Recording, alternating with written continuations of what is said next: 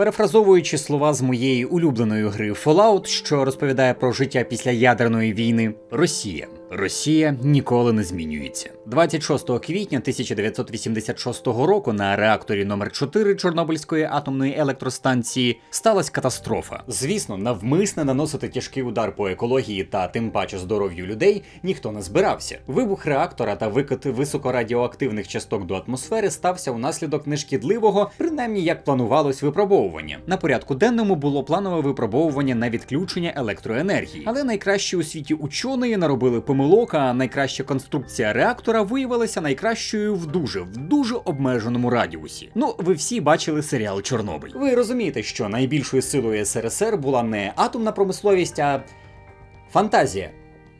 Наслідки від вибуху набули глобального характеру. Території Білорусі, України та Росії зазнали неймовірного забруднення, що реєструвалося навіть у країнах Центральної Європи, Скандинавського та Балканського півостровів. Таке масштабне забруднення спричинило радіоекологічні, медичні, а також значні соціально-економічні наслідки. Близько 4 мільйонів людей лише з України зазнало опромінення внаслідок Чорнобильської катастрофи. Як наслідок, безліч людей отримало рак щитовидної залози. Збільшилась тенденція до лейкемії. Міжнародне агентство з атомної енергії визнало цю катастрофу одним із 2 великих інцидентів, пов'язаних із ядерною енергетикою. Лише інциденти, які становлять дуже серйозну загрозу життю та навколишньому середовищу, кваліфікуються як великі інциденти, що підкреслює серйозність подій. Весь світ сколихнула ця трагедія.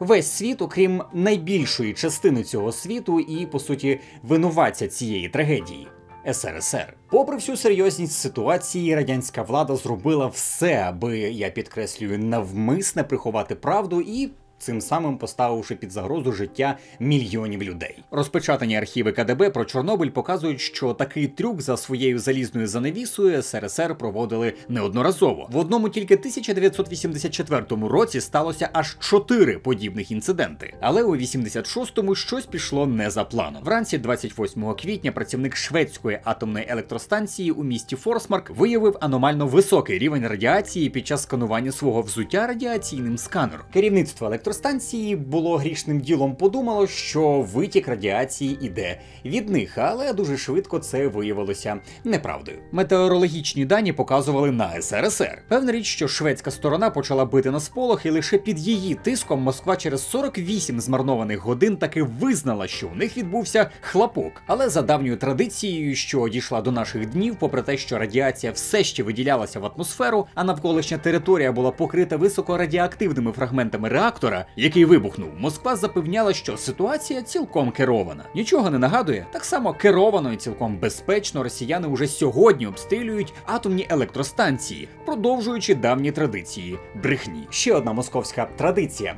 Трагедія трагедією, а до травневого параду готуватись потрібно. Тож лише аж 25 серпня 1986 року, через 3 місяці після катастрофи, що понесла за собою колосальні збитки, після відгуляних травневих свят та парадів, уряд СРСР почав визнавати розміри цих самих збитків. Певна річ, що на розкриття повної інформації годі було чекати. У внутрішній записці, знайденій в архівах КДБ, складеній 28 липня 1986 року, зазначалось, що в Радянському Союзі було заборонено публікувати інформацію про радіаційну обстановку, про рівень забруднення, як середовища, так і харчових продуктів чи кормів. Під грифом таємно опинилися і причини вибуху, і звісно, що будь-яка інформація про величину радіації навколо 30 кілометрів навколо ЧАЕС. Хотілося б вірити, що підміна понять та тотальне ембарго на правду та свободу думки щезли ще у минулому столітті. Але ні, Російська Федерація, мімікруючи під демократію, мало не щодня доводить, що вона лишень сиквел до СРСР. Сьогодні їм не можна називати війну війною. Було вигадано навіть свою новомову, де кожен вибух – це лишень хлопок. Будь-які втрати – це всього-навсього отрицательний рост, а позбавлення роботи стало освобожденням. Годі й говорити, що в них навіть флагманські бойові кораблі, за офіційними версіями, самі по собі тонуть через шторм, але при цьому весь екіпаж живий. Шкода тільки мами учасників цього екіпажу про це не в курсі. Цілком можна зрозуміти, чому та чи інша інформація стає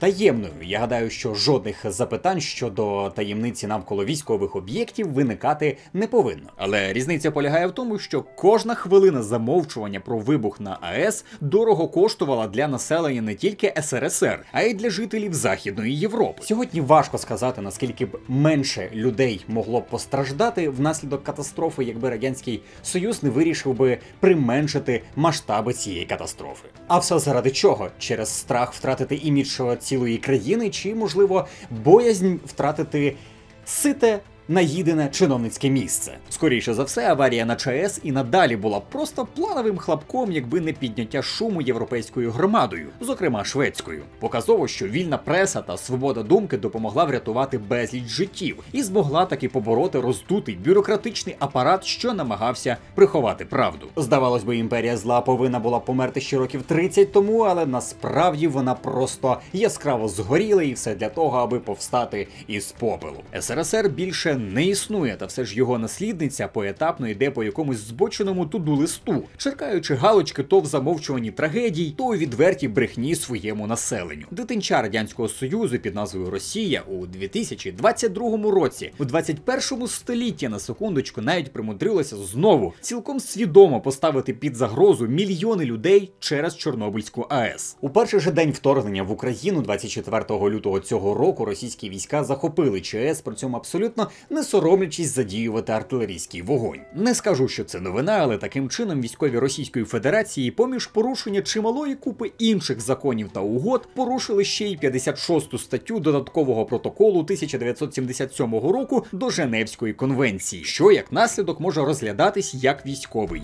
злочин. Адже атомні електростанції та інші об'єкти поблизу, навіть військові, не повинні піддаватися нападу, оскільки це може призвести до вивільнення небезпечних сил і подальших важких втрат. Хоча, мабуть, і не варто очікувати дотримання Женевської конвенції людьми, котрі сприймають як трофей унітази і навушники. Але з визнанням це військовим злочином чи ні, та карма все рівно дотягнеться своїми руцями до російської солдатні. Тому що рити окопи у зоні відчуження – це все рівно, що стати новим учасником загону самогубців. Вважайте, що за лиходіяння в Україні вони позачергово отримують по заслузі. Залишилось тільки почекати.